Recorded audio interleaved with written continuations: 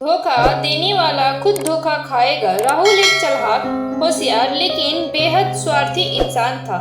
शहर में उसकी छोटी सी कंपनी थी जो रियल एस्टेट में काम करती थी।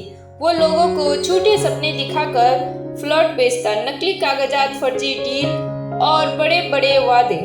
उसका सबसे बड़ा सपना था जल्दी अमीर बनना, चाहे रास्ता कोई भी हो। उसका असूल था दूसरों को बेवकूफ बनाओ, खुद को समझदार साबित करो। एक दिन राहुल की नजर पड़ती है मोहन पर, एक सीधा साधा ग्रामीण जो अपने माँ बाप के लिए शहर में एक छोटा सा घर खरीदना चाहता था। मोहन ने खेत बेचकर 15 लाख रुपए इकट्ठा किए थे। राहुल उसे एक झूठी योजना में फंसाता है, दिखाता है शानदार फ्लैट, नकली नक्शा और सरकारी स्वीकृति के झूठे पेपर। मोहन विश्वास करता है, पैसे देता है और कुछ ही हफ्तों में सब गायब हो जाता है।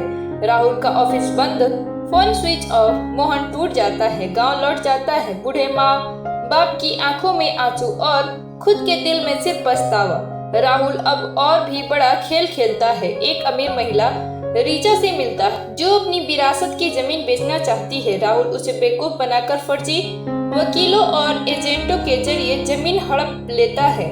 पर रीचा कोई आम महिला नहीं थी, वो एक रिटायर्ड जज की बेटी थी। जब उसे सच्चाई का आभास होता है तो वह चुपचाप जाल बिछाती है। राहुल को विश्वास दिलवाया जाता है कि एक विदेशी कंपनी उसकी सारी जमीन करोड़ों में खरीदना चाहती है, सिर्फ एक डील साइन करनी है। लालच में अंधा राहुल साइन कर देता है और अगले दिन उसके पास कुछ भी नहीं बचता, ना जमीन, ना पैसा, ना पहचान। राहुल सड़क पर आता है। उसी मोहन से भीख मांगने की नौबत आती है जिसे कभी उसने धोखा दिया था। मोहन अब शहर में ऑटो चलाता है, मेहनत से, ईमानदारी से। जब राहुल को पहचानता है तो पानी पिलाता है और कहता है, भाई तूने मुझे धोखा दिया था लेकिन मैं तुझे माफ करता हूँ क्योंकि अब तुझे तेरे कर्मों ने सजा दे दी है। राहुल अब एक धर्मशाला में रहता है और रोज बच्चों को पढ़ाता है। ईमानदारी का मतलब, कर्म का फल और धोखा किससे सबसे ज्यादा चोट देता है? धोखा देने वाले को ही। और बच्चों को बताता है कि जो दूसरे के लिए गड्ढा खोदता है सबसे पहले उसी में वो खुद गिरता है।